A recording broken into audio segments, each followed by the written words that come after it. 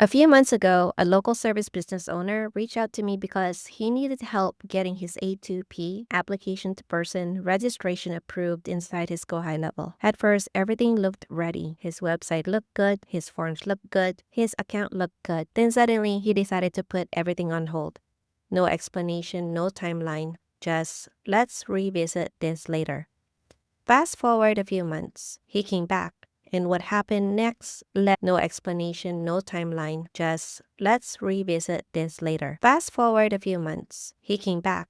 And what happened next led to one of the fastest approvals I've personally seen, including campaign approval in less than 24 hours. Here's exactly what happened. When we first connected, my goal was simple. Before I submit my any A2P registration, I review the business first, not just the application, the business. Because most A2P problems happen long before the submit button is clicked. So I reviewed the website, I reviewed the forms, I reviewed the customer journey. Everything appeared to be moving in the right direction. Then unexpectedly, the owner told me he wanted to pause. No problem. I told him whenever he was ready, we could pick up where we left off. And that's exactly what happened. A few weeks ago, he reached back out. This time, he was ready to move forward. Since I already had access to his previous account, I attempted to log in. That's when I got an error message telling me I needed to contact the agency owner. Immediately, I knew something had changed. Eventually, he explained what happened. He had decided to move away from the agency managed setup and open his own GoHighLevel account. Now, he wanted ownership. Ownership of his CRM.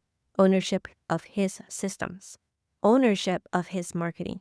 And ownership of his own A2P registration. Once he sent over the new login information, we were ready to begin. This is where things got interesting.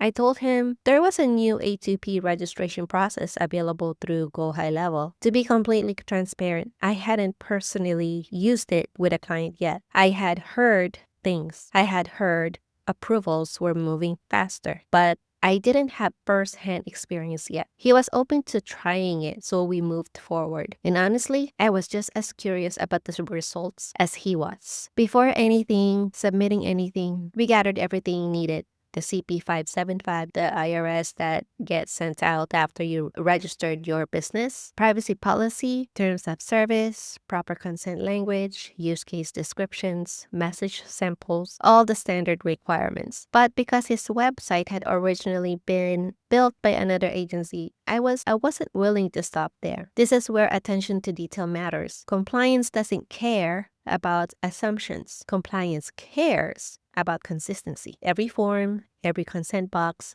every policy, every message sample, everything has to match. So I reviewed everything one more time because the goal isn't just approval. The goal is avoiding rejection. One thing I've learned from processing registration is this. Most delays are preventable, not all of them, but many of them. The reason is simple. People focus on the application. I focus on what the application is being compared against. The website, the policies, the forms, the customer experience, because that's what carriers are reviewing. And if there's a mismatch, that's where problems begin. So before I submit anything, I try to identify those issues first. It's easier to prevent a rejection than it is to fix one. Once everything was verified, I submitted the registration, and the results surprised me. The brand approval came through within minutes, not days, minutes. I immediately reached out to the owner and let him know. His response was simple. How will I know when it's approved? So I showed him exactly where to monitor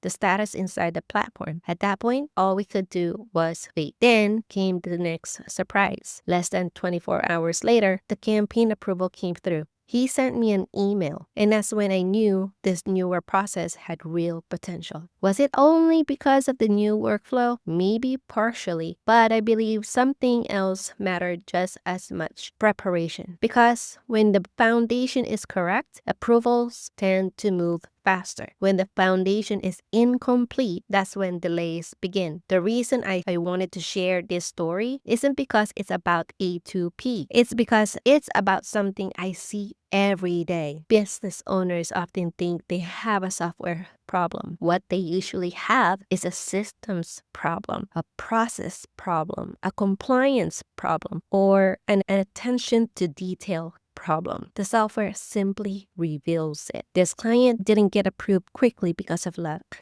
He got approved quickly because the right pieces were in place before submission. And this third lesson that applies far beyond A2P. It applies to marketing, it applies to sales, it applies to automation, and it applies to every business system you build. If you're currently preparing for A2P registration or using GoHighLevel, I created a free 82-point high-level audit that helps identify compliance issues, system bottlenecks, and potential revenue leaks. You'll find that link in the description below. And if you're considering GoHighLevel for your own business, I'll also include my affiliate link so you can start your own account. And you get a 30-day free trial. Plus, reach out to me and I will onboard you personally. If you found this helpful, subscribe to the channel. I'm documenting real client stories, A2P approvals, audits, revenue leaks, and the hidden problems I uncover inside business systems every week. Thanks for watching, and I'll see you in the next video.